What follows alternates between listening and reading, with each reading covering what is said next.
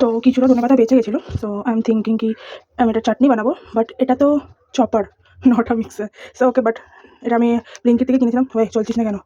নাম ডুবিয়ে দিল আমার না চলে। ওয়েট, চাটছে কিনা দেখি এটাতে। ও চলছে এটা, একদম ভালো টেস্ট করলে এটা চলে, জানি আবার শুনতে পারি। ভালো করে আটকে তারপরে দেখা। এবার এটা আমি ভালো করে একদম আটকে নিয়েছি। So sorry. হ্যাঁ, তো দেখাতে তো পারবো না, এটা ঘুরছে। মানে আবার তোমার বুঝতে একটা জিনিস ছিল যেটা গায়েব হয়ে গেছে, জানি না কোথায় গেছে, বিকজ আমি তো আমার মাই বেশি ইউজ করে। সো এবার এটা একটু দেখি খুলে কী হয়েছে। ভেতর দিয়ে এটা এরকমই অলরেডি অলমোস্ট চপিং হয়েছে। আমি একটা স্পুন নিয়ে নিই, যেটা দিয়ে আমি একটুখানি মিক্স করে দিতে পারবো ভালোভাবে। আমি টেকিং স্পুন, আমি এটা একটু ঠিক করে নিতে পারবো। তো আমি এর মধ্যে একটুখানি জল দিয়েছি, ওটা পুরো ফিল্টার করে নিই, আবার একটু গ্রাইন্ড করতে পারবো। দেখতে পাচ্ছি কিন্তু ঘুরছে এটা। এটা তো প্রচুর ঝাল ঝাল ছিল, তো এটার মধ্যে একটু কাঁচা মশলা দিয়েছিলাম, তাই একটুখানি এটাকে আমি এর মধ্যে একটু এখানে নেড়েছি একটুখানি, আর একটুখানি গোটা জিরে দিয়েছি, সাদা জিরে।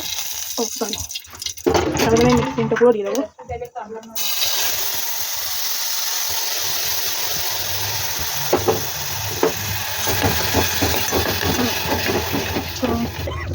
তো দেখা যাচ্ছে না, হ্যাঁ তো রেডি হয়ে গেছে। খেতে কেমন আমি জানি না, খাওয়ার পর বলবো।